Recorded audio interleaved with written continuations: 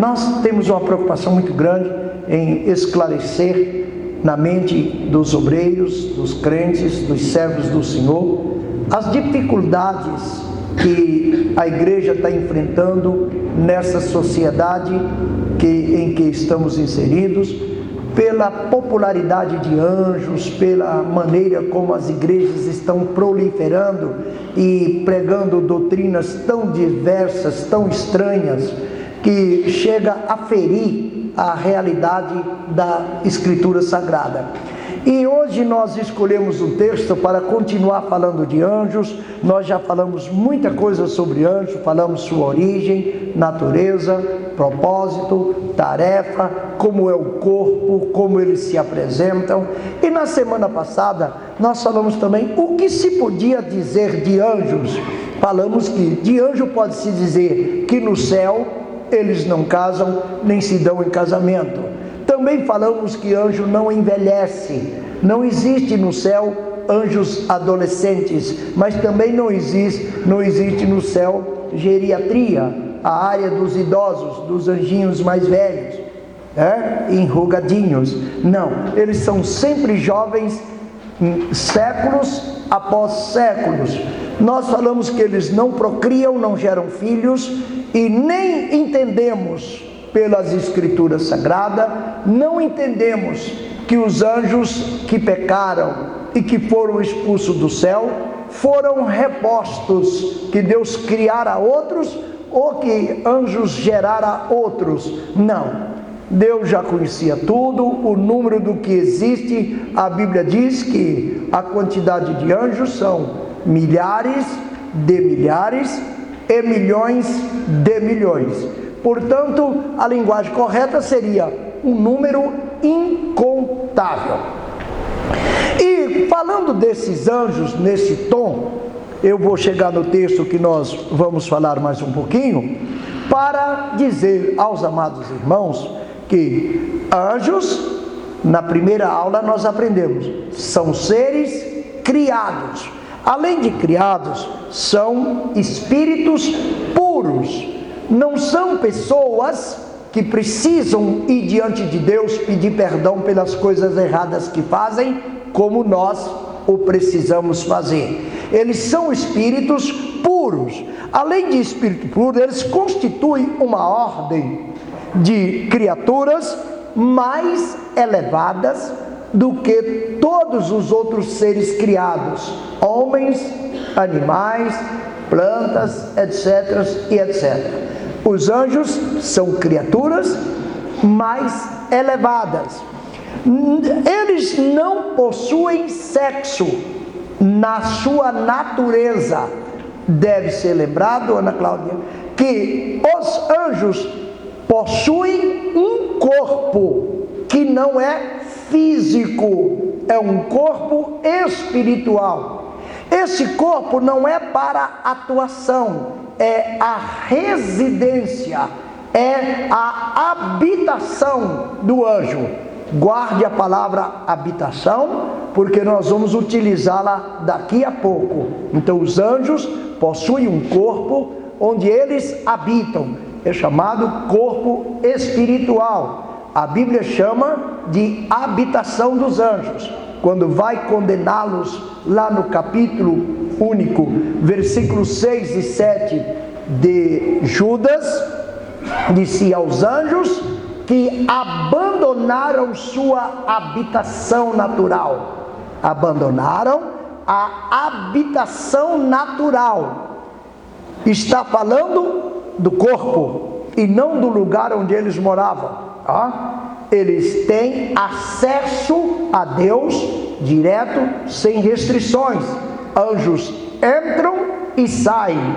Em João capítulo 1 e versículo 51, a Bíblia declara: e vereis a partir de agora os céus abertos e anjos subindo e descendo. Quem pode repetir?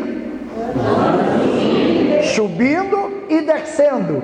Portanto, o trânsito livre de anjos do céu para a terra, da terra para o céu, é ato contínuo, não é circunstancial. eles sobem e descem assim que o Todo-Poderoso os determina. Essa organização é de ordem, de graus entre os anjos. Tem anjos, arcanjos, querubins, serafins, hostes, potestades e etc. Eles são subdivididos hierarquicamente, tem hierarquia. Quando no auge da criação e da obra criada, Deus estabelecera anjos para chefiar outros anjos. Para ser chefe, Deus colocou o arque, A-R-C, arque, junto com a palavra anjo, dá arcanjo, arque-chefe, anjo mensageiro, arcanjo, chefe dos mensageiros. Ao arcanjo, Deus dá nome, Miguel, é o nome que nós temos para o arcanjo. Mas há querubins que também tinha nome lá em cima, hoje mudou o nome, vamos falar dele mais tarde, mas vamos falar de outro, que é um assessor direto de Deus e de Cristo. Esse assessor, quando ele desce, é para trazer notícias boas. É aquele anjo que avisou para Maria, que avisou para José, é um anjo que está de contínuo trazendo informações, que é o anjo Gabriel. O anjo Gabriel é um assessor direto. Ele traz e leva informações para os céus. Alguém poderia perguntar para si mesmo: que tipo de informação um anjo poderia levar que Deus não saiba? Deus precisa de um anjo levar informações? Não. Ele não sabe por onisciência? Sabe. Mas eu pergunto, Deus não sabe também o que você precisa? E por que Ele pede para você orar e pedir? Porque Ele estabelece como critério que aqueles que querem alguma coisa, Ele só dá. Ele sabe o que você precisa, Ele tem o que você precisa, mas Ele só dá quando você pede. Olha para cá. De cada 10 bênçãos que um crente recebe, repito, de cada 10 bênçãos que um crente recebe, 8 ele pediu. Só 2 Deus deu sem ele pedir. Portanto, o segredo de receber é pedir. Por isso a Bíblia diz: pedi, pedi e dá-se-vos-á. Batei e abri-se-vos-á. Então, o segredo é: pede, não recebe porque pede mal. Se as minhas palavras estiverem em vós, e vós estiverdes em mim, peça o que quiser que vos será feito. Portanto, Deus estabelece o pedido como uma regra. E aos anjos, Ele manda coletar aqui e levar, como manda trazer do céu para cá. Uma vez entendido isso, dos anjos, os senhores analisam comigo, por gentileza. Os anjos viviam em perfeição. Era um gozo exemplar. Desfrutava da presença real de Deus. Entrava e saía cantando, louvando, glorificando e magnificando o Criador. Acesso ao Criador era livre para os anjos. Não tinha nada que obstruía a entrada de um anjo na presença do Todo-Poderoso. Era muito agradável a vida angelical. De repente, nós entendemos, baseado no que já falamos na semana passada, da interpretação, da hermenêutica do texto ou do trecho de Ezequiel 28. Quando nós entendemos que o texto literal está falando do rei de Tiro, mas o rei de Tiro não apresenta as características que preenchem o texto.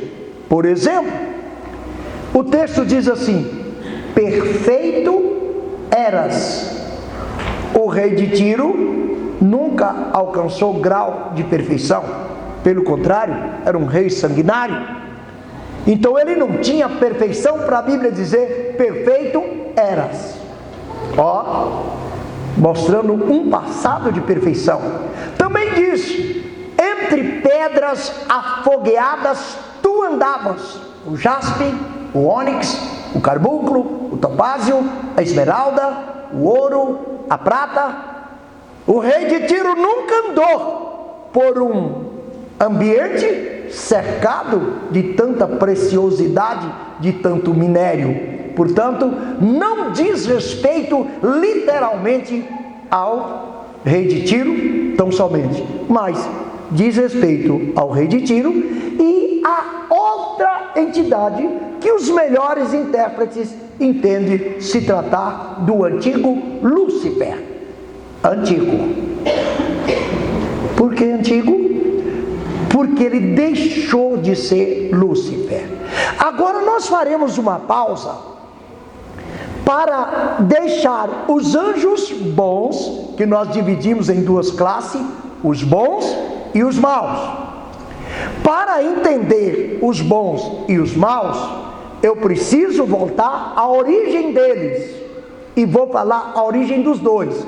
Aí basearemos na palavra lida, para os senhores entenderem o seguinte: que Deus estava falando de uma sociedade futura, próxima do arrebatamento, próxima da vinda de Cristo para tirar a igreja da terra, que os homens iriam vender igreja, vender pessoas por dinheiro, que os homens iriam ser gananciosos, que iam pregar mentiras, inventar tolices,